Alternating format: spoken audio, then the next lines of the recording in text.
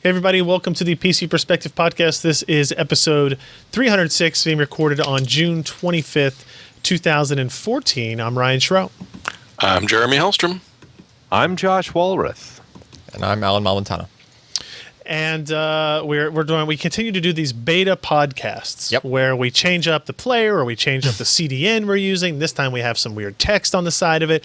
If you're only listening to the audio version, you should go check out the video at youtube.com/PCPer, or you can go to PCPer.com/podcast. We are attempting to do what do we call this? Like an ESPN style rundown. Yep.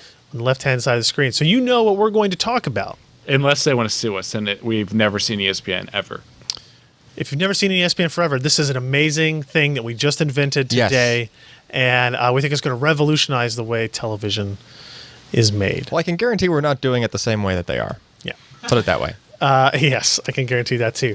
If you are new to our live stream, thank you for joining us. We record the show on Wednesdays at 10 p.m. Eastern, mostly 7 p.m. Pacific at PCPer.com/live. That schedule is on the right-hand side of that page and every PCPer.com page you see.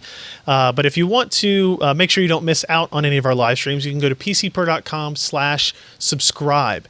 And when you go there, you get this handy little form, and all it does is it asks for your name and your email address, and you get signed up for our mailing list. We send you an email when we're about to go live, anywhere from an hour to 15 minutes beforehand, so that you are aware of what's going on in some time interval before we actually do it. And we only use this mailing list for live events, and we would like you to be on it, right? We sent out, when we did the Huddy live stream, and we gave away $3,000 worth of video cards. Yeah, $3,000. We're not giving away video cards today, but I'm just saying in the future we may again give away stuff. We gave away many things, not just We gave away not just one Titan Z. Well, in particular, we didn't give away any stuff, Titan Zs. Carl. That would have been $3,000. They're giving away stuff. That's true. Yeah. So we've got that going for us, which is nice. We do want to take a moment here to mention something a little bit sad: passing of one of our longtime forum members and Fragging Frog members, which is our gaming group. If you, Jeremy, want to quickly give a brief synopsis of what happened or what the plans are and what's going on for Colonel Tom right now. Well, he joined the forums and the Fragging Frogs about a dozen years ago, and was probably one of our most frequently participating members. So it's really sad to see him go, but he's been having a lot of health issues recently and went in for surgery and unfortunately passed last Monday. It's really sad to see him go. He's been a solid member, and I don't know how many people are actually part of the Fragging Frogs are probably playing right now, but he was just a really amazing guy. And so he's passed on, but Lenny was really kind enough to put together a little fundraiser on UCaring, because his wife, who survived him, is also having some issues and is now sort of looking at life without Tom. So if you can possibly visit the forums, give a little bit of memory, anything you remember from Colonel Tom, even just well wishes to pass on to Carol. And if you can afford it, it would be greatly appreciated if you could pop over to UCaring and maybe throw a couple of dollars their ways just to help them out during this sad time. Indeed, sad to see it happen, but glad to see the community kind of rallying around and helping people out when they can. So if you don't know what the Fragging Frogs is, if you go into our forums and go into the gaming section, it's a really tight-knit group of guys that play PC games. We've done some of their virtual LAN parties here on live streams as well. So check that out. Kicked. Yeah, you did. You did. All of us did. Well, everybody's used to that happening to me. Maybe people had higher expectations for you guys. I don't know. But let's move on and talk about some of the hardware of the week. We're going to start actually with the Cooler Master Elite 110. This is a mini-ITX case review that Lee did for us. And you can see here, it's a really, really tiny cube. The footprint is 280 by 208 by 260 millimeters. That's pretty small. For those of us who don't understand that, that's 11 by 9 by 10 inches. which is quite small. It's a mini-ITX motherboard. It does support a 120 millimeter intake fan, 2 80 millimeter side fans. You can put a 120 mil radiator in the front for water cooling. You kind of replace it up here. It does support standard length ATX power supplies up to 180 millimeters. So don't try to put that 1200 watt Corsair in there, I guess. 1 dual slot graphics cards up to 210 millimeters in length. Which is how long in inches? Like, translate that to video card. About 9 to 9.5 inches. Right, but that translates to how high of a video card can you squeeze in? Well, that's length. Right. We're talking about. Okay. I would say. You got to consider girth too. 10.5 inches is a 780 Ti. So you cannot fit a 780 Ti in there. Okay. But. So smaller than a 780 Ti. So smaller than a 780 Ti. 210 millimeters, which is about 9.5 inches, I guess. Okay. Here, guys, let me take a quick look here. Whoa, hey, Josh. Turns out it's bigger than yeah, it takes below me 4 780. times. It's Anything you put down there is going to be longer. Just saying. It does support 3 3.5 inch drives, 4 2.5 drives, 2.5 inch SSDs, and it has a blue LED on-off switch. You can see how it supports the full-size power supply. Just kind of sticks out the back a sticks little out bit. the back there. To me, that's kind of cheating. Is That's it really still- supporting a full-size power supply? Like, could you just extend this out like 7 more inches? Or why not just have an Well, opening where the come graphics on. card comes out? It's extending out about The as front, far too. as like other cords, like like your DVI cables and stuff would extend out the back before they Yes. could make the Or turn. as far as Josh extends. Yeah, not that far. Yeah, and I had to times that by 10 On to a get that good number. day. Okay. On a Yeah. good day. So, a pretty interesting system, right, to set up. Building in mini-ITX cases is oftentimes a pain in the butt. And it's really hard to make a mini-ITX case that is small. Yeah, It's I'm not difficult to work in. I'm surprised that much stuff can even fit in that case. Yeah, still. like when we worked on that EVGA Hadron, it was Yeah. a pain in the butt. Once you had everything in there, it was nice and it was cool. It was neat. Yeah. And Just getting it in there is yeah. the trick. Yeah. I do like that the front panel here is pretty clean, and on the side you can see the USB, the power reset, the audio connections. I really like that idea, except if you happen to have like the cases up against the wall and that's the wall it's up against, then Put you it can't. against the other wall. Yeah. Yeah, I mean, yeah, you're right. That's it's the a only problem. downside, Yeah. Yeah. Yeah, it's an issue. You can see what layout is there. You've got ventilation up top, ventilation on the other side. Pretty simple design. It's really clean looking. Yeah, it's pretty neat. Lee stuffed a ton of hardware in here as well. Yeah, Let me where's get the to the part picture? where I actually did the build. Here we go. The motherboard and graphics How installation. much Vaseline did he have to go through? A lot. And you can see he's actually using that 120 millimeter cooling radiator as well.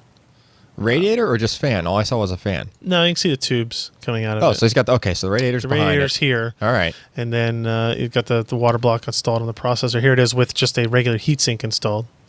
Hard drive mounted to the side. Looks Wow. like he's using a Zotac. I think I gave him, what did I give him? 750 Ti, 770, something like that. I don't know to use for that. But you can see, like, if you use a large power supply, It's right that over is the directly CPU. covering your processor. So you need to have smaller processor, or it looks like maybe he has a picture of it with the water cooling. Like those tubes have to come out from underneath. Yeah, that. that's- You got to be careful about the profile of things, but it all does fit. You can see it all there.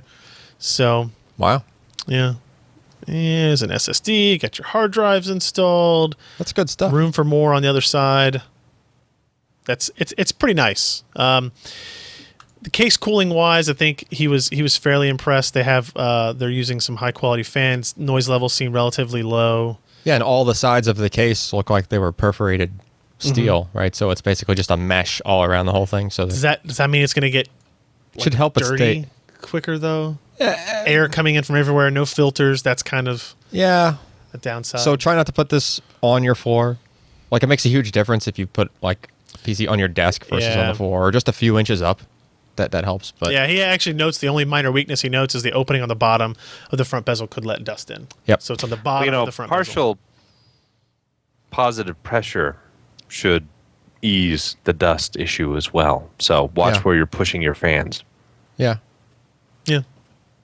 So if you're interested in a mini-ITX case, check out that review of the Cooler Master Elite 110. Lee posted that up, I think, right after last week's podcast. Yep. So we're going to move on and talk about another review that went up from Steve, this time of the MSI GT70 2PE Dominator Pro Gaming Notebook. My goodness. They like their names in Taiwan. They really do. The more words, the better, as far as I can tell. Very similar to the GT60 we tested a couple of months ago, I guess. Slightly updated features. This is a 17-inch screen instead of a 15-inch screen. Specification-wise, you got a Core i7-4800MQ. It's quad-core, 3 gigahertz part. But you do have a GeForce GTX 880M with 8 gigs of memory on there. I don't understand why these companies put huge amounts of memory on mobile graphics cards. Does it make any sense, Josh? Not really. The number is No, higher, but it's cheap. so it's better. Yeah, and I just don't get it. I don't get it. I mean, it takes power, right? You got to keep all that RAM lit. Yeah. Right. yeah, but memory is cheap as compared to all the other components, and yeah, it's a checkbox feature. People see like, Right. oh, it's got 8 gigs of memory for the video. And- I'm gonna buy it. And it's not a whole lot of people are testing battery life for gaming Yeah. purposes, but in this one we are. Specifically, I'll talk about that page in a Right. second. It also has three Toshiba 128 gig SSDs in it, Nice. in RAID 0, obviously, plus a 1 terabyte 7200 RPM hard drive. It's a 1080p screen, 17-inch, Windows 8.1, wireless and 2x2, etc., etc. It is a big, bulky gaming machine. You can tell, just look at the size of the USB ports and the audio ports, and you can see that this is not something you Look want to at the lug strain around. on his wrist to hold that up. Yeah. That's true. And look at the optical drive. It looks small. Yep. Compared to the rest of it, and you've got ports in the back. That's how you know you got a big laptop. You've got not just some ports: HDMI, DisplayPort, VGA, network, and power, and Kensington lock, of course. Right? Because stuff. Stuff disappears. So what's interesting about this notebook, the most interesting thing about it, in my opinion, is that it is the first machine we've tested with NVIDIA battery boost. Remember we talked about it a couple of months ago. Refresh my memory. So this is a technology that was intended to improve battery life while gaming Okay. by doing frame rate limiting, and they say other magical stuff. Okay. Whether or not the other magical stuff is actually really happening and to what degree it actually affects it, I'm not really sure. Can you turn it off? Battery boost? No. Well, yeah. So you can get Yeah. higher frame rates, arguably. Yeah. Sure. So it's a feature of GeForce Experience, Okay. right, that you can enable and disable. And you can actually, they'll let you target what frame rate you want it to lower to. So it's the default using- is 30 frames per second. It's using the same kind of tech that limits the desktop parts to a certain power Yes. usage, right? Just okay. So basically, as you can see here, these are some Portal 2 results. Right. So here is battery boost on versus battery boost off. So battery boost off, you're able to run 47 minutes longer Okay. with it on than off. That's a, what does he say, 92%. That's almost increase. twice as long. That's great. Okay. What's the right? frame rate difference? Well, 30 frames per second limit is what the battery boost enforced. Okay. And so let's see, what does he say about performance over that? So you're just gaming at 30 frames per Yeah, second. you're gaming at 30 frames per second. So if you can handle so- 30 frames per second, what it's doing It's is like a console. it is. Well, sure. You're forcing it into console mode. well, not only that, but what if Put it on a was like battery. what if it was like a real-time strategy or something? You can definitely get away with 30 comfortably. Yep. Right. So you don't need the crazy. you can actually high, lower it below 30 You go like 15 or something. if I you want. I guess. think it goes down to 20 maybe. Okay. Something like that. Yeah. 15 is too slow, even for an RTS. Yeah. I mean, you're doing side scrolling. Hello. Yeah. Right. But he did some other games too. So like here's World of Tanks. Not an impressive result.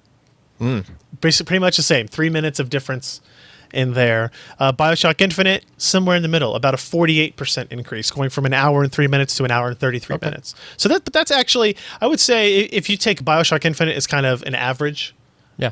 result, that's pretty good. It is. Now, as long as you can deal with the. as long as you can deal with playing at 30 frames per Right. second.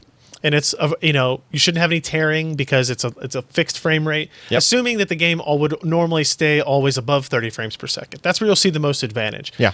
If you were playing like Portal, for example, and it was running at 115 frames per second, and you're cutting it down to 30, that's how you can see such dramatic battery life differences while gaming, because it's saving a significant amount of power. Whereas in World of Tanks, depending on the settings he was using, it was either not changing performance or it just was broken for that particular title. And this is something that NVIDIA has the ability to update and change as GFE, versions are released. Right? Yeah. So it's a pretty cool feature. And then if you want to look at just regular gaming performance, normal battery life, this is not going to stand up to anything, right? Classic test an hour and 13 minutes, while you're getting well over 2 hours on some of the other ones. The reader test 4 hours and 49 minutes versus 8 hours and 50 minutes, going up against like an Ultrabook. So in terms of battery life, it's not great I'm for kinda, general reading purposes, but me being the storage editor, I kind of hung up on the RAID 0 ATTO results. what do you think about having 3 SSDs in a RAID 0? I think 1.3 gig per second writes and 1.5 gig per second reads might be a little much for a mobile platform. Oh, he actually had that benchmark in there. Yes. Okay, let's take a look at that. It goes pretty dang fast. Like, that's just... Oh, yeah, there we go. That's like your opinion, man. No, scroll down a little more. Scroll down a little more. That's like, really, you do Gimme. hit that point where it's like the game... That's that Intel D3500 type. It's... Yeah, the Level. P3700. Yeah, Yeah, it's like whatever it's it's called. basically like getting into that territory. But look at the hard drive. It's going at 135 megabytes per second. Well, it's a nice hard Would drive. you rather have this or would you rather have that? I would rather have the faster one. Yeah. and so, what do you yeah. get out of 128 times 3? You're getting 384 It's just- gigabytes of storage, Yeah. to install stuff on. It's still more useful than the 8 gigs of VRAM on a 1080p display. I would agree with that. That's true. Yeah. Yeah. Even if you're hooking up a 4K display to it, 8 gigs of VRAM is Yeah, really. excessive at this point. I am still hung up on that video RAM. It happens all the time. I've seen systems that have SLI 8 gigs, so they have 16 gigs of graphics memory on a gaming laptop Well, with a 1080p screen. I will say that this laptop has 32 gig of RAM and like 4 gig of video. And it has a memory. DisplayPort output, so you could hook it up to a 30-inch panel. You could hook it Right. up to a 4K panel. But 4 gig looks kind of puny compared to 32 gig of DRAM for the system. Yeah. So, Yeah, but, okay. The rest of the stuff, go read the review. The notebook itself, I actually like their gaming notebooks. They're big, they're not portable, but if you're looking for something that's reasonably priced for a high-end gaming machine, I think this retail was like $2,600 or something. Yep. It's expensive for a laptop, no lies, but Let me ask you this. yeah. Is it the all-new MSI gaming laptop? Well, I mean, No, I think the GT70 is a well-known chassis and design. It's just updated specifications. oh. Sorry, Really. Gersperms had brought that up in chat, and I had to. Understood. We didn't have Maury on the show today, but we did want to mention his review of the EVGA Z97 classified motherboard. All black, baby. That's nice. It looks good. Does it appear it's wider than normal, is it not? Or is the It's that. It is slightly wider. Okay. Oh. I didn't know if maybe it was the perspective or the coloring. Oh, that's a EATX, yeah. That other heatsink is just. Oh yeah, no, you're right. Yeah, That the heatsink screw is holes enormous. definitely extend out. Yeah. And not only that, but the screw holes are between the second and third are farther apart than usual. So okay. if you count the top one, so yeah, they are. That's a big board. What is that heatsink on the what looks like the South Bridge? But It is on the chipset, would be my guess. Well, there's PLX. And not only under it. that, but it looks like there's more Oh. SATA Oh, ports, it's PLX? so it's covering that Yep. as well. okay, Okay. All right. PLX chips can get pretty warm, Yeah. so I can especially appreciate if it's PCI Express 3.0 PLX or something. Yeah. Maury loves himself some motherboards. The Z97 classified, really no exception. He likes to take things apart. This coming from EVGA, being the classified brand, you would expect it to have support for 4-way GPUs, and it does. Yep. I think it supports Crossfire. Obviously, it does. Don't tell NVIDIA. EVGA would prefer you buy 4 Titan Zs or Blacks or don't. No, you can't buy 4 Titan Zs. Don't do that. I'm sorry. You could buy them, but I wouldn't recommend it. $12,000. $12,000 worth of video cards. But you can see here, like, look at the layout. You've got good That's a good support layout. there. Yeah. Yeah. Hey, look at those power connectors. Extra power connectors. Yeah. Yep. Ka-chow. Yeah. You got your MSATA selections there. Yeah, it is two things that they missed out Yeah. on. You got one 1, 2, here, 3, 4. Yeah. one here, one here, one here. Yeah. Yep. You got to extend past the PCB edge. Yep. That's for sure. Updated audio. You can see again that ATX power 6-pin that goes straight to the PCI Express. Here's your support for. Yeah, the bad thing M.2 about SATA. that last Yep. slot is any of your, like HD audio front panel plugins, USB front panel plugins, and even your stinking, power LED reset. It's going to get awful tight. Maury said in the chat, no M.2. No Nope, there M.2, isn't. just MSATA. I thought No sex either. M-SATA with man. 3 different lengths supported? You know what I'm saying? See, it only has support for the 2 different Oh. sizes. Yeah, it depends on if it's Okay. got one nut or two. Okay, I get it. Thank God we're doing this again. Hey, what about the BIOS battery? Is it optimal? It's it is actually. I like the cutout that they have here. They took a cutout out of the heatsink That's- specifically for Maury to have access to it. They did that just for Maury, I'm Yeah, sure. I'm pretty sure. If you fill this thing up with 4 graphics cards, stuff can get. You're talking about wires being crowded, but see what they did with the fan headers. I kind of like this. They turned them 90 degrees. Yeah. Along with the SATA and USB 3 good 90 thinking. degrees. But the fan connectors there, that's pretty unique. I like that. Got your BIOS selector switch. Obviously, there are 3. Obviously. But no Shiny SATA buttons. Express. No SATA Express. Nope. No M.2. It's kind of interesting design decisions considering that's kind of the I don't think a lot of selling point motherboard. of Z97. I don't think a lot of desktop people are using M.2 yet, They're not. Yeah. right? And You're they're right. not using SATA Express either yet. So You're right. you don't, I know it's a push, but Yeah. I love this kind of picture here where he puts a giant one on. This guy has a graphics card installed because He always does that. when a motherboard is going to support quad graphics cards, they have to move that first video card way up on the board, yep. right? Where there would normally be like a by one or something in a standard design. That is a good extreme heatsink test. and that he you does. get that like that's pretty damn close. Yeah. This is what was on the Rampage 4 Extreme, where I had issues with the Titan Z, where the back panel, the back plate on the card was so thick, it was actually touching the audio connection. So is that heatsink actually shorting against the PCB? I don't think so. That's No. That's really close though. Yeah, It's he's- really close. He stuffed some tight. styrofoam in there. It's fine. Yeah, I would. Yeah. Lots of good photos in here. Look, it comes with a Look at that 4-way back- SLI. Hey, look, bridge. Josh! It's a 4-way Ah. SLI bridge. Screw you. It's got the what do they call them here? GPU link cables Yep. and the Probit cables I'll probe it. for voltage. Wow, those are. Probit. Oh God! I'm out. You can check. Let's check out the BIOS features on this. I think overall, like I like the design of this. You kind of, if you're a gearhead, maybe you think of That's the standard, like super Yeah. awesome EVGA BIOS. from yeah, the looks of it. yeah. They do a good job there. Maury's only complaint really was that they didn't change much on this from the Z87 version of the classified board, right? So okay. they updated to the latest chipset, but you don't have SATA Express, you don't have M.2. Those True. are kind of the things that make the new chipset worth it, other than support for like Devil's Canyon. Yeah. So it still overclocked well, still performed well. It has tons of features for multi-GPU and all that. Pricing, it's up there, $340 on Amazon with Prime shipping. Yeah, but it's a loaded. It is. It's pretty loaded. It is a loaded board. Yeah. How much does it weigh? Look at this, guys. Look at this. Strengths. CMOS battery placement. Oh, Boom. nailed it. Boom. But no M2 and no sex. Yeah. No SATA Express, which I'm going to clarify so everybody else understands what you mean by that. Yeah. I hope they would. So check out that review. Because you're looking at those sockets on that, Never mind. Power probe. Yeah. The battery's not vertical. Speaking of large heat sinks, Uh-oh. and we weren't really. But Maury also posted a review of the Noctua NH-U12S CPU cooler. It looks like this. It's brown and brown. Just one fan. Typical Noctua Not the style. It's not a push pull, right? It just one is fan? not. It is a single fan. You can see here. It's a little. It's small. Look how tiny that is for a Noctua well, fan. it's small compared to that behemoth he just had on that other yeah, that's motherboard. what I'm saying. Yeah.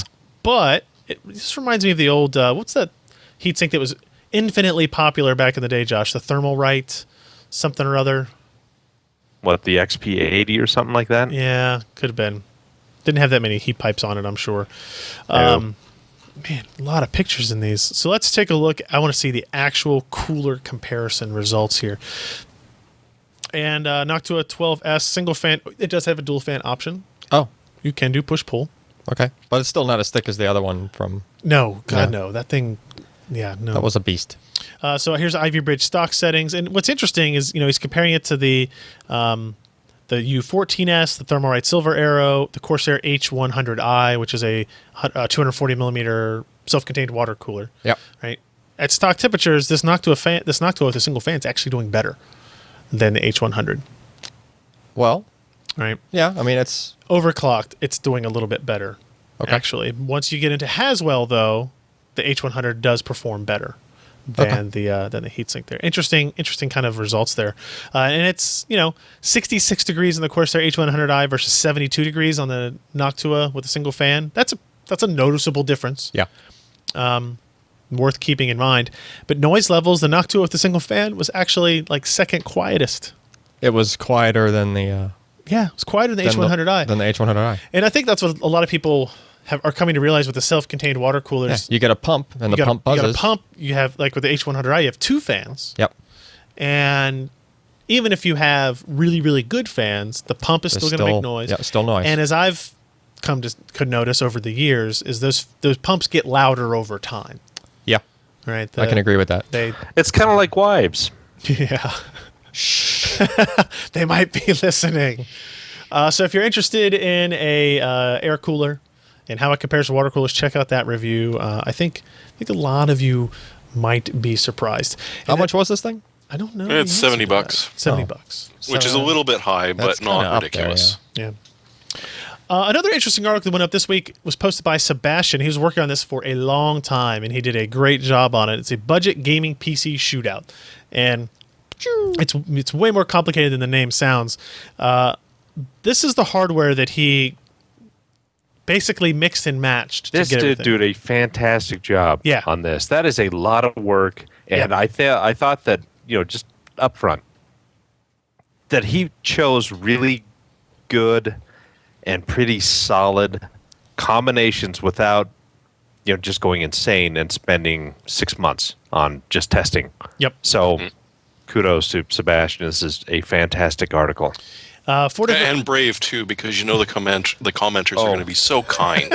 Yes. You mean he mixed like Intel and AMD parts in the same? No, it'll all be about you didn't pick a cheap enough motherboard for this, right? And why didn't you use this, you moron? Yeah, that's yes. Anytime you're doing like the budget stuff that people, Yeah. just like spend their entire lives on, right? Like tweaking out the perfect low cost machine. My configuration is best. Right. You should have 38 tested cents it. cheaper. He did 4 video cards: R7 250, R7 260X, GTX 750, GTX 750 Ti. 4 different processors: the Athlon 5350, Athlon X2 340X, the Athlon X4 760K, and the Intel Pentium G3220. 3 different motherboards to go with those: an AM1, AM1B chipset, A88X chipset, H81 chipset, and then 4 gigs of memory, 1 terabyte hard drive, 430 watt power supply, and obviously your operating system.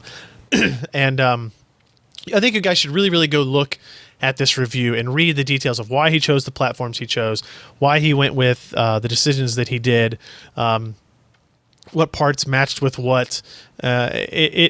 It's a really compelling look at how the decision, like how the process of picking this hardware can really be, and it's a difficult decision because there are so many options within a very tight price range. Yep. Right. You say I want a processor between $50 to $100. You probably that's a have lot. 20 processors that are Yeah. legitimate contenders for that. Hey, talks- budget combinations have kind of a special place in my heart, especially budget video cards, because the amount of things you can do in terms of overclocking, price, cooling, that area is so compressed, just like you were saying, that there's a lot of really interesting and kind of compelling features and products out there. And he grabs a handful of motherboards, processors, and video cards, and does this. And so I was a starving college student. Hell, I'm a starving 42-year-old. But not everybody has the money for even a mid-range, and so to pick and choose your parts and really spend time, effort, and then finally your money to get them, and then tweaking them. It's the budget area is so fun. It really is, as as a budget enthusiast. And so this is to see an article of this quality, and this information is just fantastic and it's fun. Yeah, I mean, look at some of the game benchmarks. BioShock Ultimate, which is BioShock Infinite with all the DLC. You could see all the combinations that he tested here, right? Average frame rate, minimum frame rate, the highest performance, GTX 750 Ti with the Pentium G3220. That's kind of what I would have guessed. Yep. But then you kind of see how it all scales down from there. 750 Ti with the Athlon was second. 750 with the Pentium was third.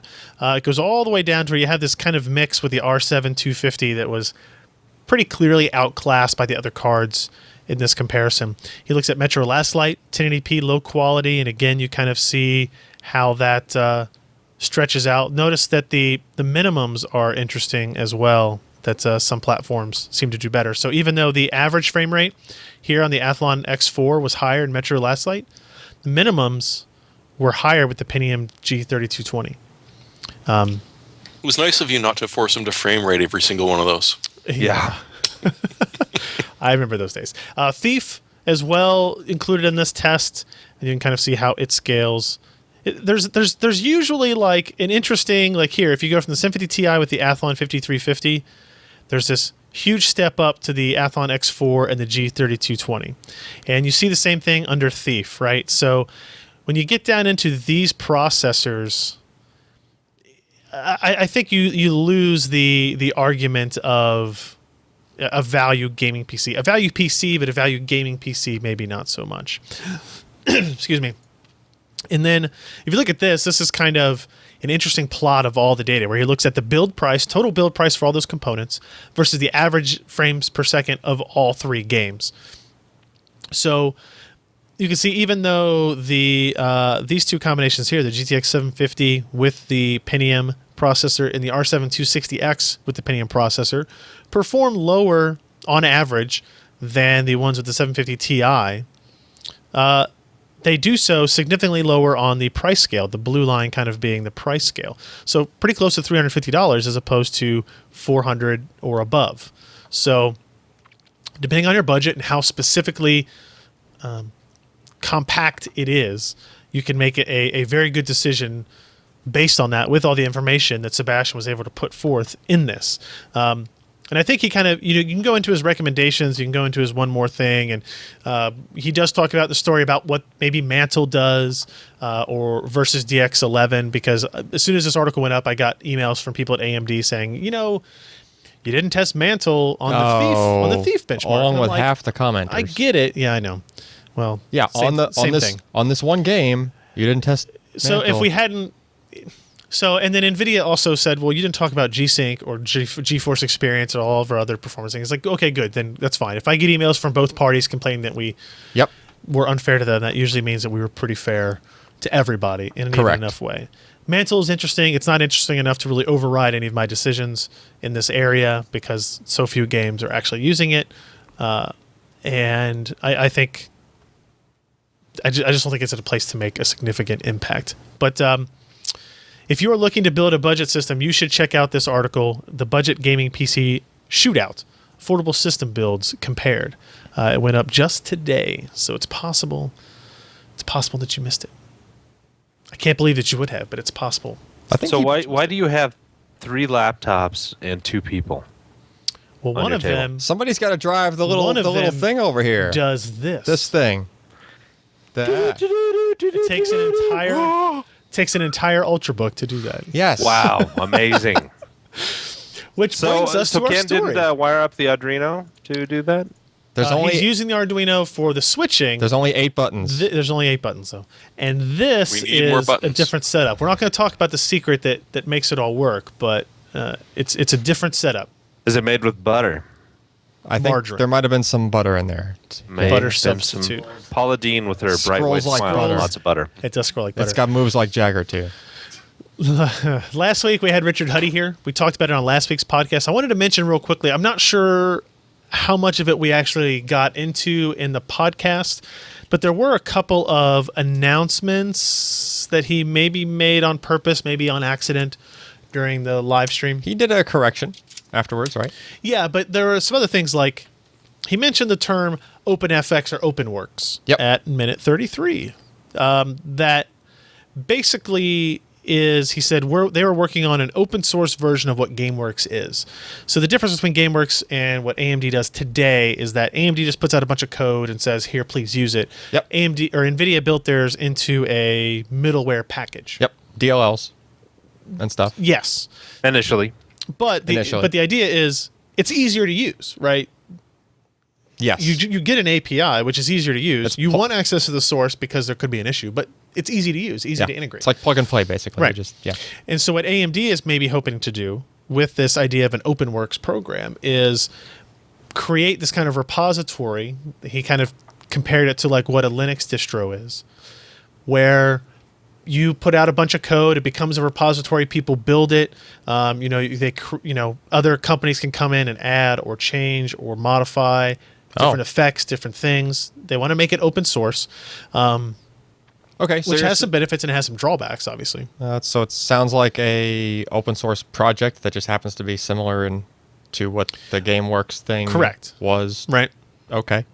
Yeah. Now, the benefit of open source is that Intel could come in and say, here's how we tweak it for our platform. Yep. Or they could say, here's a really cool effect we know how to do with smoke. And we're going to give it to the community. And AMD and Richard Huddy has said, we're going to give all of our code to this repository and say, we don't think we write the best code in the world. So if you want to modify it and change it and make it better, great. If some game developers or some entrepreneurial coders want to add in, hey, we know how to do like lava or water really well. Watch this. And you create all these different things, and then somebody can download that whole package and use it in a similar way that somebody would use GameWorks. So this is something you're saying he said at minute 33. Is that where? Yeah. Okay. Yeah. He said that they were thinking about it. Okay. And if he said it to me on a live stream, they're probably further along than just thinking about it. All right. But the downside to being an open source thing is that you're never quite sure who's in charge. There's a potential for other issues. It also usually will mean that things will happen slower, right? NVIDIA can push things along because they're the only one. They don't have to worry about what everybody else thinks. Yeah. They just push along. That's a positive and a negative. Nobody's taking votes. Nobody's fighting over changes. Always wants to take, but AMD always wants to take the open path. Right. But sometimes that means that it doesn't happen. It's slower. It's slower or doesn't materialize at all. Yeah. Look at PhysX versus bullet physics or HD 3D versus 3D vision, both of which are kind of null and void at this point. Yep. But CUDA versus OpenCL. CUDA still has a huge advantage, I think, over OpenCL. OpenCL is just now kind of starting to catch up. So it took much longer for AMD's advantage there to really work out. So he talked about that. He talked about Mantle would be open by the end of 2014, meaning that it would be a publicly accessible SDK as opposed to the closed beta that it's in now. With Source? With Source. Wow. Which would mean that NVIDIA or Intel could, in theory, develop a driver to work with Mantle. Okay. I don't think they will. Yeah, because DirectX... Definitely not NVIDIA. Aren't we going to see DirectX? DirectX 12 should be here by the end of next year. It should be publicly available by the end of next year. I don't know when game developers, some of them probably already have. So that leaves a year gap? Yeah. That's a long gap. It's a long gap, but is it enough time for NVIDIA to really... Josh, do you see any outcome where NVIDIA builds a Mantle driver?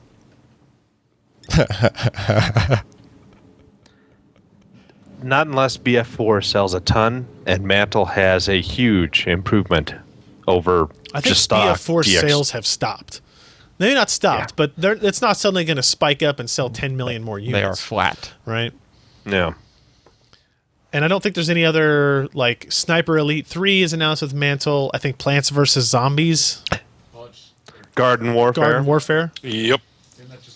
Oh, Garden Warfare? Wait, that's the first It's person. like the first person shooter yeah, one. okay. It's not the normal, Yeah, I was like, how fast is that possibly going to go? They talked about that. They talked about their, dedication to Linux and SteamOS. Or Richard did, not they. Richard talked about the differences between FreeSync and adaptive sync and the availability timeframes and the advantages. How they pick their titles for the never settle bundles. Yeah, things that like was that. good.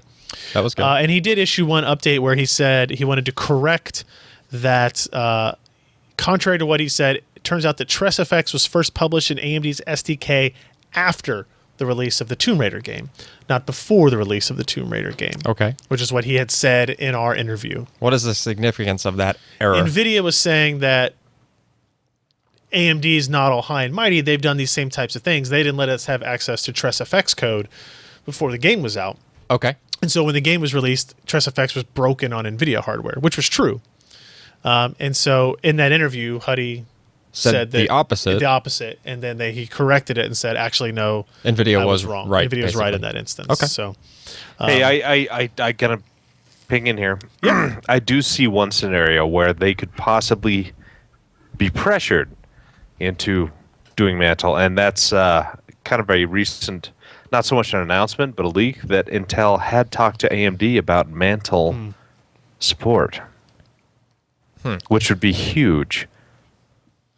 I mean, Intel has some to gain from that. I don't think NVIDIA really has anything to gain, or has much less to gain, I guess I should say. Well, you've got two of the three major players in graphics that suddenly support Mantle. Next thing we know, hey, maybe what are games that Intel is really pushing, like Grid, the latest Grid? What if suddenly some of these things that the money they're throwing at guys, it's like, hey, you know what? Our low-end integrated processors will see a nice jump if we utilize Mantle. So perhaps that would be a reason. Yeah, I don't know. I don't see it happening. I think at GDC when DirectX 12 was announced and NVIDIA took that stance, I think that's pretty much done. And it's not like if I had to pick any of the companies that we've been talking about that is the most stubborn and unwilling to kind of change course, it would be NVIDIA. Yeah. So. Okay, so somebody needs to explain this next story to me. Maybe we'll go with Jeremy. Why am I interested in having FPGAs on my Xeon processor? Well, because you're familiar with x86 or x64. Okay. And so you don't want to change your entire architecture by redoing everything for FPGAs from scratch. But you do have a certain application that it would be handy to be able to have an architecture you can pretty much write by hand as an add-on. And in this particular case, it's using QPI to talk to the Xeon so it can run ridiculously faster than your average FPGA. On the other hand, you do kind of get stuck. One of the nice things about the field programmable arrays is they're dirt cheap, and you can just pretty much toss them out the next time a new one comes around. Right. With this, it is They are permanently not attached to dirt that cheap. Xeon. Okay. So, do you know how much some of these FPGAs actually cost? There are expensive ones. There are expensive ones. Yes. This is true. Yes, there So are is this- also dirt cheap ones. Is this like FPGA that can be programmed on the fly, or it's just like it is what it is? It's what you can program it on the fly, but like I say, if a new architecture comes out, you can't replace it because it's bolted onto the Xeon. You're stuck for 3 or 4 years. On the other hand, if you can figure out a way to rewrite it, you can rewrite it. So this is against VIA's incursion into the server room. So, like NVIDIA's G-Sync, it's based on an FPGA plus a lot of memory. And how much does that add to the back of your LCD? Pretty good chunk of change, right? Well, how much was the converter kit you bought, Al? Oh, we didn't- $100? It was what did they go for? 150, I think. 150, 200 something? What, the upgrade The kit? G-Sync kit. It was 150, I think. Yeah. Okay. So you Let's hear were it, you were Ken. paying for the R&D in a lot of that, right, Josh? That's not pure FPGA cost. Do you know how big that chip is? It's pretty big. But they're It's pretty big. But they were programmed. I mean, they could make it smaller, right? This was the first run. They were The first one was FPGA. They said they were going to make it an A6. And the Yeah. FPGA or the Xeon they're putting this on, $150 premium isn't a whole lot, right? No. They're Not at gonna all. put it. They're gonna put it on a $2,500 Xeon. But what I'm trying to figure out is like, is this like they're just gonna burn in a certain set of commands they want to run really fast, and then that's just it. You're stuck with it, or earlier this Well, month, it is reconfigurable. earlier this month, Right, there's that's what I a white paper that Microsoft did about like Bing search algorithms. I think it was Catapult. Bing, okay, and they're using FPGAs over PCIe for this now. They're doing That's set slower. algorithms on an FPGA, which is way faster than on the Xeon itself, on the processor itself. But since it's over the PCIe bus, it's a lot slower than what you can get over QPI straight That's into QPI that's on the chip. Yeah. Like, yeah. And it fills up a PCIe slot. Yeah.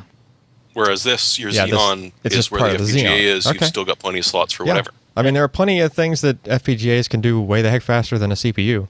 Yep. So And they're also licensing QPI to someone. that's true. First time for that. I don't think Well, they've no one else makes Intel chipsets anymore. they've never had anything else to what? When connect did it that to.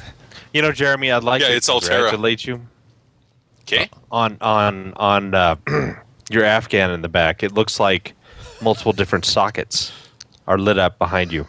So you've got That's true. a 1150 to your Yeah. top left. Yeah. There you go. Down up The other here. one that looks You like got- a socket A. Yep. Yeah, Yep. that's kind of socket A-ish, isn't it? Yeah. So excellent choice in material. Completely intentional. It's Yes. just taken you this long to spot it. No, that makes him sad. So last week, I haven't checked this yet, and I will here in a second.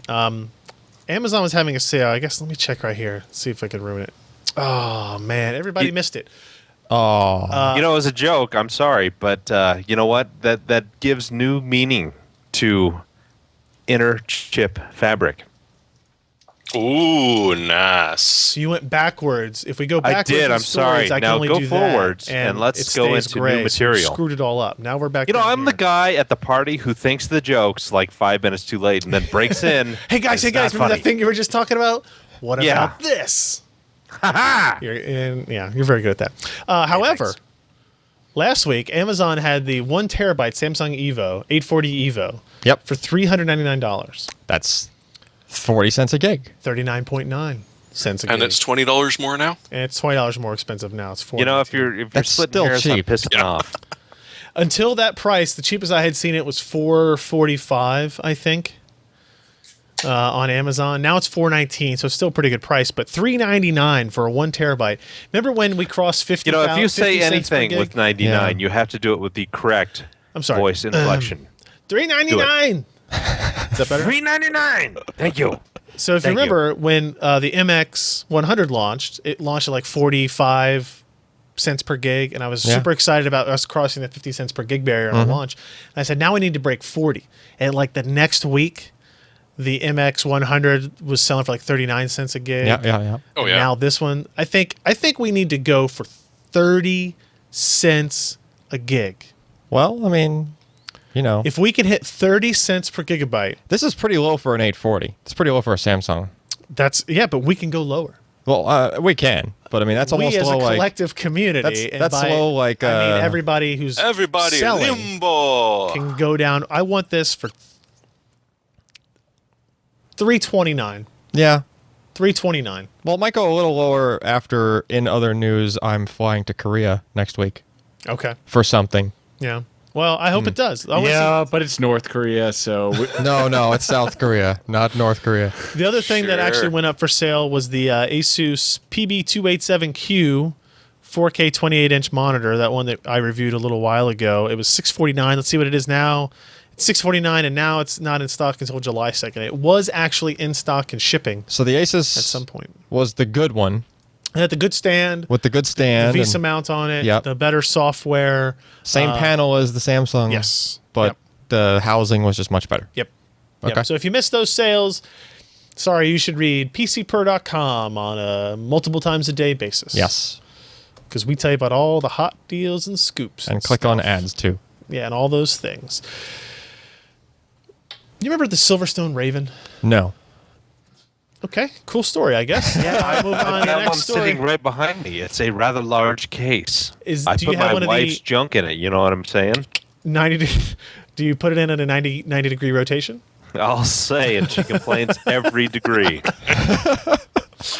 So the Raven, I think the Raven might have been the first case that I'm aware of that rotated so that the exhaust for the graphics card, for example, was pointed oh, up that one instead of out the back. Okay, I remember that now. And it kind of started this whole trend where, hey, heat rises, let's accentuate that, but it also kind of It was a cool idea. Theories about other things. Cable management was a pain in the butt because you had your DVI cables like out the top, back, out the top, and then out the back. It was kind of weird. Yeah, but that case was sent to me by NVIDIA because we were doing like a multi-GPU thing. Yep. They're like, we need to have some really good cooling for this or else it's not going to work real well. If you put this in a regular case, it will fry and catch on fire. So Josh used it as a hairdryer, and look at what happened. So the Raven RV05 was announced. The Dark Knight Returns. Which it's pronounced Knigget. Sebastian describes as the Batmobile of PC enclosures. I think it looks pretty nice. It is. Silverstone has they make good looking cases. It's been a while since I've built a system in one, but you can see here you've got the window. It's got a slight angle to it, which is interesting. You can tell that like the motherboard tray and everything is it's not. Boy, if you're OCD, you're going to be in a bad shape. I think that might have just been the picture that made it look like You it think was. so? Because that other picture looks level.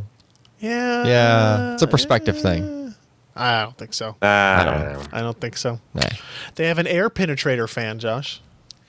any joke here before I move on? Or anything? Use that Kentucky jelly. Kentucky jelly. Do not put it on your peanut butter sandwich. No. That's all I can say. Jeremy, AMD updated their. Let me phrase this. AMD did not update, but the Raptr app updated, which helps AMD, I guess. What are the new features that they added to this kind of GeForce Experience competitor? Well, I mean, I guess the big thing is that you can now stream to Twitch, and it's not going to hurt your impact your gaming experience whatsoever. Unless you read the comments, in which case you're going to feel bad about yourself. But apart from that, if you really like either streaming live or recording your games and then playing them back for showing somebody whatever it is that you did, it's built in. So it'll automatically record 10 minutes of your gameplay, even if you don't hit record. So if you did manage to do something you really thought was worth YouTubing, you can do it. Does this really not impact anything at all? This is what they're saying, and a couple of people have tried it and say no. Okay. Yeah, I mean, NVIDIA did this with their what do they call it, Shadow Play feature in GeForce Experience as well. It's using the encoding H264. Yeah, it's using the built-in encoding encoder on the GPU. Okay. To do the process, and that doesn't take away from No, it's separate hardware. Wow. It's separate hardware. And it'll take some memory bandwidth away, but that's the extent of it. And you're not going to notice I would think and your you would have storage, some your storage bandwidth. Yeah, right. But a little bit of a hit. It's compressing it, so it's not like it's writing raw file. Yeah. It's compressing it on the fly. It's not writing it. It's not and frame then rating. compressing it, and then yes, it's not. You're not recording 425 megabytes per second data. Darn. Gaming. That's what they want. I don't recommend that. I mean, apart from that, they've added even more games where it's sort of a one-button push configuration. So if you're running AMD hardware, you push a button and it'll say, oh, here you go, here's the graphics settings, and set them for you. And they've kept their whole RP thing where if you keep playing and participate in the community, hey, free games. Never a bad thing. Cool. No. It's interesting to see this. When AMD kind of first came to us and said, hey, look at this app that we're involved in called Raptr, I immediately knew what their goal was. Their goal was to have something built to compete against GeForce Experience without them kind of having to make it all from scratch. Mm-hmm. Right. So they've done a good job, and they've slowly introduced features that kind of match or can sometimes exceed past what NVIDIA is doing. Sounds like at this point it's basically the same thing. I have not used this version. It sounds like it's doing pretty well, but it's so funny to see the mentality differences between these companies, right? NVIDIA built GeForce Experience from the ground up. They're like, okay, here's how we're going to do it. They wanted to get quality settings right so you could auto hit a button and say, optimize my game based on this hardware. And they built this huge lab in Moscow that only does the benchmarkings on all these different hardware configurations to get the best settings for their cards and processors and platform. And did it all behind the scenes. Yeah. AMD was like, we want to use the community to do this. So we're going to let you gain credit by letting us see what your frame rate is while you're playing a game at such and such settings. And then we put that into, this software. It's not really AMD doing it, but this other company puts it into software and tests to see that, well, we think this is the best option based on those results. So it's kind of like a distributed computing version of finding out the best quality settings for games. So I mean, is AMD supports these guys, right? Like, is that there's got to be something? Absolutely 100% positive they are. Okay. That they're giving them money. I mean, because there's an AMD Gaming Evolved Control Center is what they call it, right? But Raptr existed before AMD came along and kind of sort of adopted it into their ecosystem. So it's an open thing, but they're support. You know, it's supported by. It actually still it runs on NVIDIA hardware. Like you can install Raptr and play games if you have a GeForce card, and it will utilize it. Okay. But you don't get the AMD rewards advantages and stuff like the that. game settings and stuff and the database. I think it should. Oh, the database. But that's not something they advertise, right? Because AMD is the one kind of coming out and doing the marketing for all these things. Huh. So. Also gave rise to one of the most obsequious comments that I have seen yet this year. Someone felt it was worth pointing out that the checkmark resembles the same one that's used on the GeForce Experience. You know what? I hate to say this. It's just like that. When I looked down at that screenshot, I actually thought, oh no, Jeremy used the wrong screenshot. No, I did not. Because the text look is almost exactly the same. It looks identical to like, oh, your drivers are up to date, which is what's in GeForce Experience. I might have to find that. Maybe they're getting a little too close. Yeah, well, we'll see. Google I/O is going on, and they had kind of an interesting focus on gaming. They announced, what did they call it? A Google Extension Pack, right? Textures. Android extension pack. Don't Google that adds extension pack, computer because you don't wanna shaders, see which was that. a typo on their presentation. That goes to Josh Tech. Shaders. There's no extension in Josh. Which was interesting. Sorry. The day before Google I/O, Qualcomm posted a white paper that I got to see that was like 45 pages on what they do for Android gaming, the directions they think Android gaming is going, how they benefit consumers, how they benefit developers. And they're basically, I think they're tired of having kind of NVIDIA dominate the discussion when it comes to Android gaming and Android gaming hardware. And so they, you can download the white paper from our site, or you can go to the Qualcomm site to download it. But they talk about, they use the term a lot in the white paper of heterogeneous computing without saying heterogeneous systems architecture, HSA, which they are a member of that foundation. But the idea is, you've got DSPs and video decoders and CPU and GPU and video encoders and Wi-Fi engines and display engines all kind of working together in the SoC to help facilitate gaming. Okay. And they kind of walk through what aspects of it are interesting, command processors, vertex shaders, unified shaders, and they talk about So what's the push support. here? Like what's The push is like, hey, game developers, we're the best option for you. Don't target what NVIDIA is doing. Target what we're doing. And they do things like, look at our product stack, Adreno 3X series and 4X series, and how it scales up, and how their tools allow for you to write once, very little modification, to take advantage of new hardware or to take advantage of lower powered hardware, for example. Okay. So it was a really interesting paper to see, because for a company like Qualcomm that doesn't generally, I won't say they don't focus on gaming, but it's not really their big push. And that's NVIDIA's kind of one thing that they hang their hat on when they talk about Tegra, like Tegra K1, is that we're not doing great in terms of we're not going to be in a smartphone. But if you want like the best gaming platform, this is where it is. And here we're going to show you Unreal Engine 4 running on it, which they did again at Google I/O. And so Qualcomm, I think, wanted some of that discussion around them from the gaming side. So they're not announcing a Shield competitor, if that's what you were looking for. So nothing. We only sell about, 500 million processors a year to cell phone people. So why don't you start developing for our games, Indeed. I don't think we're ready for any Shield competitors just yet. Nope. I think it's pretty small. I think it's a pretty small market to have a competitor in. AMD, not really leaked, but started. It was Roy Taylor posted a picture of an updated. As Canadian, we like to call him Wah Taylor. Wah Taylor, yeah. As a Canadian, which you are clearly. Josh. Yeah, exactly. So tell me about by the accent. What's new about the FX 9590 that they were teasing now? It's a kit. Well, it's not an officially, talked about kit. I mean, Wah did a picture and said, something new and exciting from AMD, and it showed this box of the liquid cooler, and of course, spread like wildfire, saying, "Hey, there's a new FX coming out. It's going to be a 28 nanometer. It's going to be a next generation steamroller, big chip. It's going to be AM3 Plus." And then, no, that's not going to happen. We know that the latest FX is, in fact, a mobile chip based on an APU. Right. So they're just going to be using the 9590 with a supported self-contained liquid cooling kit that you can buy. And as long as you have a motherboard that can supply the 219 watts to TDP support.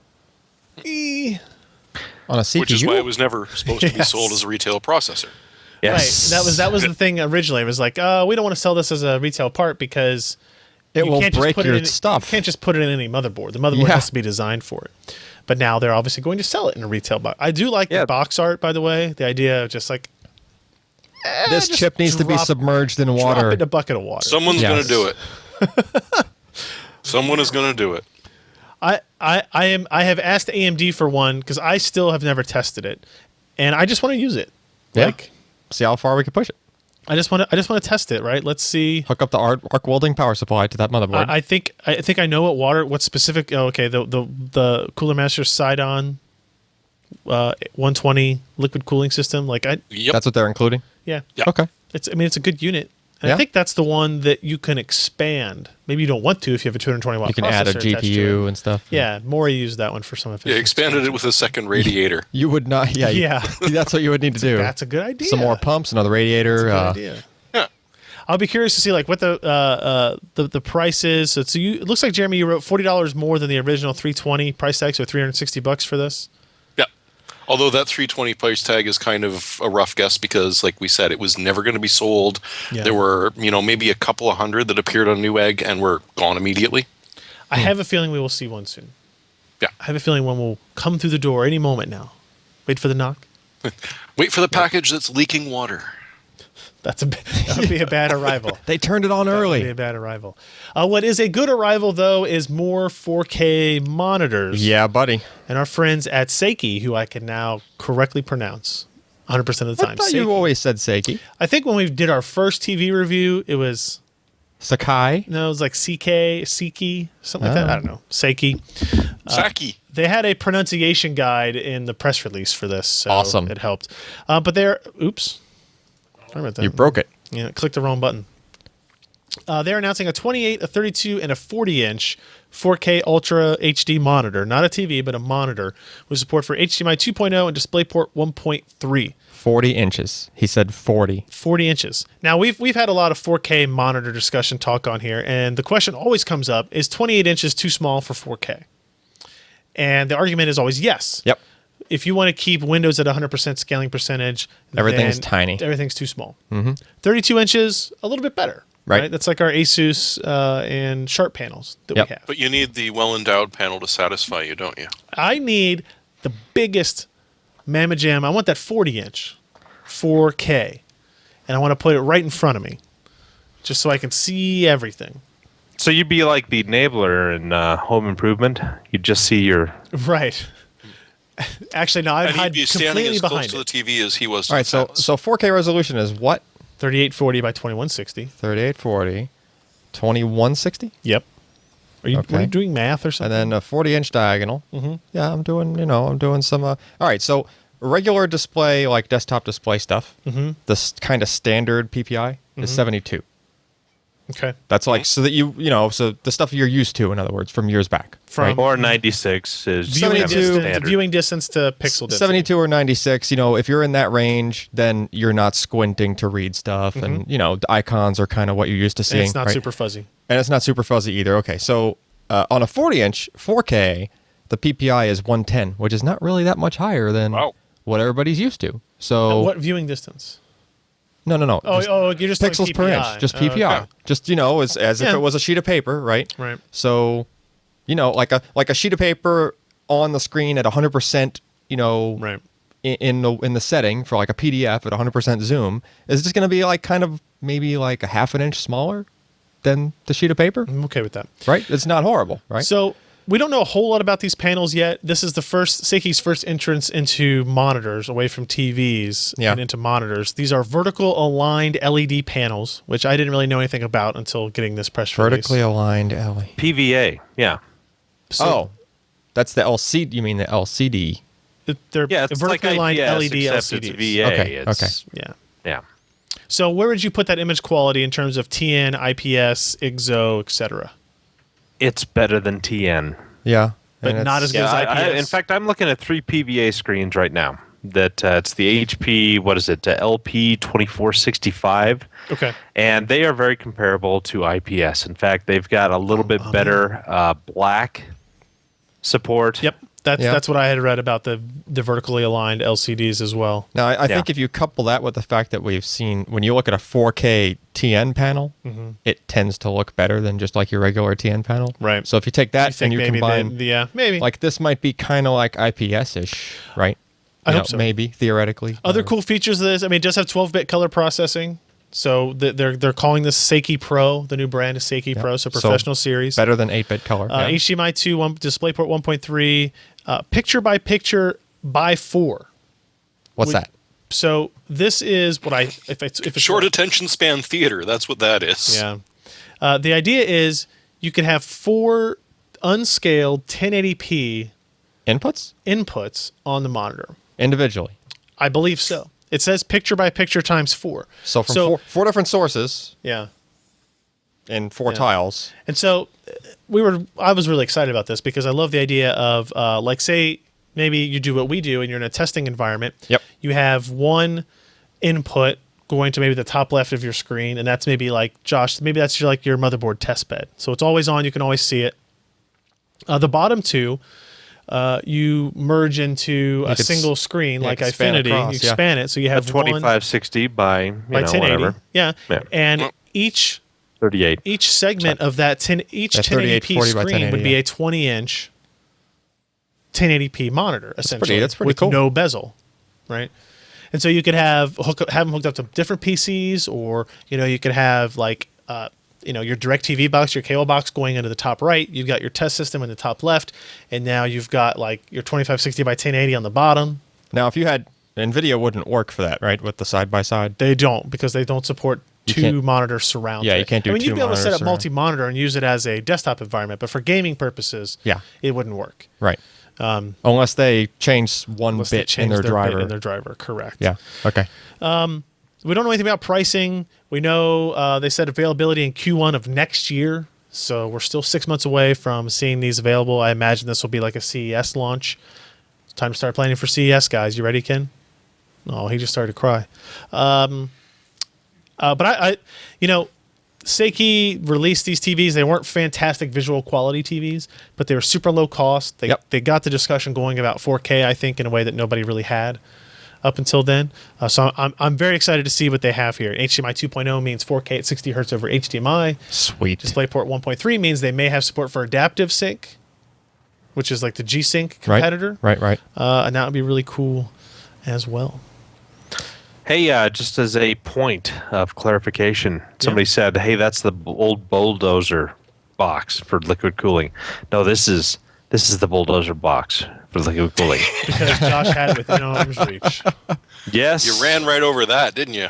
Yeah, so there you have it. Boom. Not the same box or design. All right, our last news story for the day. Catalyst 14.6 is released. Jeremy, anything interesting in this software update? Well, I like the fact that they've dumped Windows 8.0. This will do 8.1 or Windows 7.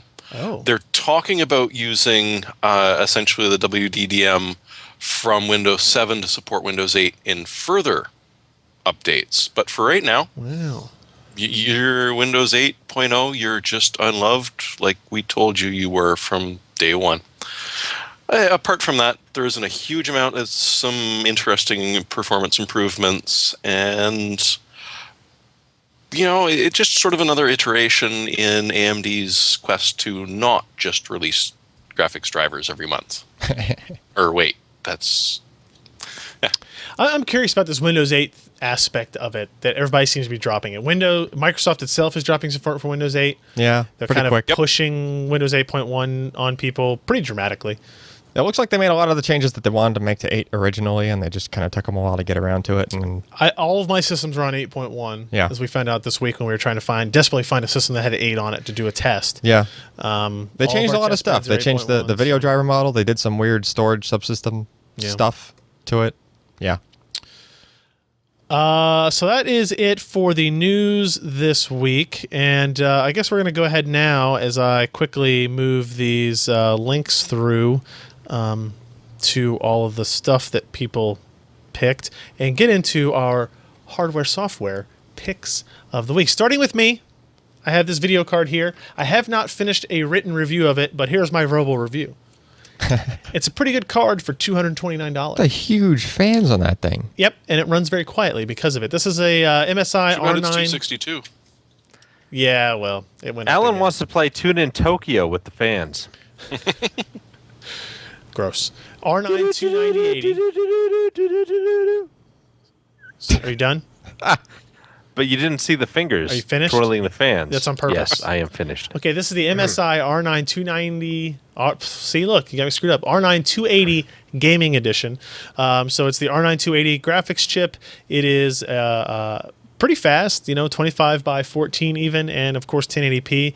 And it's priced at $229 to $245 or so, depending on where you're looking when. Is very competitive, right? So its direct competitor is the NVIDIA GTX 760, and it does perform better than that. So look for a full review of that coming up probably here not long after the podcast is live. Why is everything branded gaming now? Because it's a video MSI, card. Gigabyte, like they're all adding just gaming to the end of a serial number. Listen, this card. You didn't know. This card just rips through the Excel spreadsheets, Jeremy. Mm-hmm. I mean, just. Isn't that what it's for? You need to tell somebody that if it has 2 giant fans, crossfire connectors, and multiple power connections, that It's for gaming. awesome for accountants. Yes. Mm-hmm. Ah, Somebody in the chat says it is $199 after rebate on Newegg, so keep that in mind. Pretty good. Jeremy, what do you got? well, I got to admit that mostly I want to be able to just say War Kitty and DDoS Dog on the podcast. But somebody saw one of these GPS trackers for animals, Yeah. which come with a cell phone chip in them so that it can constantly report where your dog or cat is. Ryan was talking about that the other day. If you're obsessed. But Yeah. somebody decided, well, if it's that small, it's got GPS and it's got cell signal, Uh-oh. I can turn this into a Wi-Fi sniffer. And they did. So if you follow the link A Wi-Fi at Black Hat, there will be Wi-Fi War Kitties. And if you can do a War Kitty, why can't you do a DDoS dog for local areas? You could put a TV beacon on it. You could do so many fun things with this. All of a sudden, there's a reason to pay almost $100 for your GPS pet tracker. Well, I was going it to used put that to on my be. wife. What are you trying to say? It used to be $100. Now it's only $93.90. No, it's gonna probably go up in price once the demand. So, Yeah. no I joke, don't think it will mine bitcoins, though. I'm, Sorry, guys. I'm pretty close to buying these for those dogs of mine because I'm finishing a doghouse, and one of the things is I want to put them outside while I'm at work so they don't have to be inside in their cages. But I was like, I kind of worry, right? Nobody's home, even though we have a fenced-in yard. Yep, he wants to track his doggies. If these dogs really, really, really, really wanted to, they could Oh, probably they're jump creative. over the fence. They could get jump into over the places fence. that they should not physically be able to So, get. like this tag that you show here it will actually, like, you can set up like an area alert. So if the dog goes outside of that area, it will send you a text message and stuff like that. I So- believe it also has an odometer on it, so if your dog is not exercising Correct. to the amount that you think he should be, Yep. the shock collar gets activated and it runs around. Yep. Move, dog. It works on wives too. Yeah, I'm thinking more Yes, children but that's a and mowing proximity lawns. alarm. Wow. Oh, goodness. Josh, you're up next. I need to put some tears in. Oh no. The Gaben needs you. He's been so broke lately, he hasn't been able to eat. He's lost minus 17 pounds since the last time we've seen him. Go to the sale. Just go to the sale and help Gaben. Steampowered.com. There are things there that you shouldn't see or buy. But he needs your help. every time I see Kerbal Space Program, I think I should buy that and play. And then I realize I will never have time to have the fun with it that I should. Right? I will instead watch videos of it, of other people crashing and burning things. Is there anything in the Steam sale stood out to you, Josh, or Jeremy, for that matter? I guess Two Brothers was kind of interesting. It was only a couple of bucks, and apparently that's Jeremy can't play it because you have to use a controller. Yeah, that's why I didn't buy it. I don't have a controller, and I refuse to use one. FTL's on sale. Is it? Yeah. Okay. Oh, come on. Ryan's already beat the damn thing. Yeah, exactly. Thank you. Yeah, I picked up Banner Sega today. It was one that I was thinking I should pick up, and all right, 50% off, fine. Agreed. All right, so the Steam Summers, the blah, blah, it only goes until the 30th. Yep. So you're running out of time. Go buy all the things that you don't need. Hopefully I get paid by I then. never play them. Nah. Alan?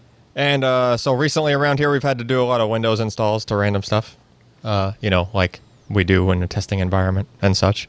And I used to use that, when Microsoft USB, DVD, blah, blah, blah tool, whatever the heck it is, right?